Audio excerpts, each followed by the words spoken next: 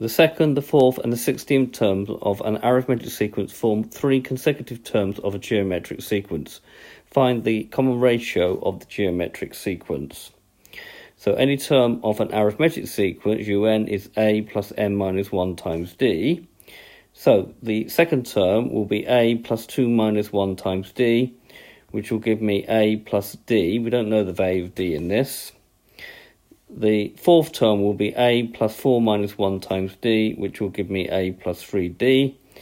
And that the 16th term will be a plus 16 minus 1 times d, which will give me a plus 15d.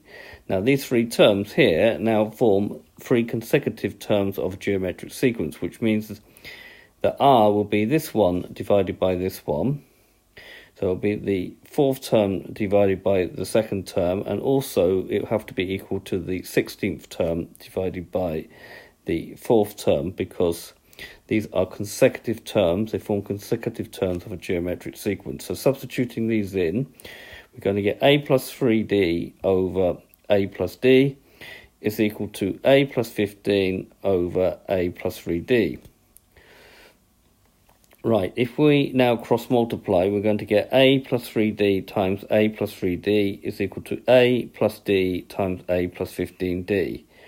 So expanding, we're going to get a squared, and then we're going to get 3ad and another 3ad, which makes 6ad, and then we're going to get 9d squared. On this side, we're going to get a times a, which is a squared, 15d plus 1ad, which gives 16ad, plus 15d squared. Now the a squareds cancel out. Right, so we're going to substitute this over here. We're going to get 16 minus 6, which gives 10ad, and then 15d squared minus 9d squared, which gives me 6d squared. On the left-hand side, it will be equal to 0.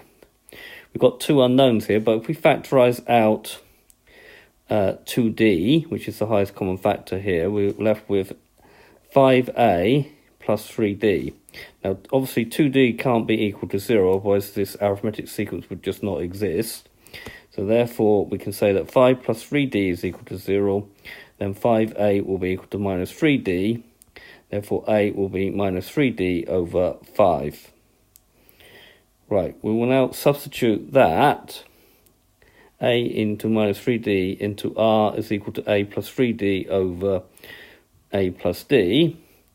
So substituting instead of a, we got minus 3d over 5 plus 3d over minus 3d over 5 plus d.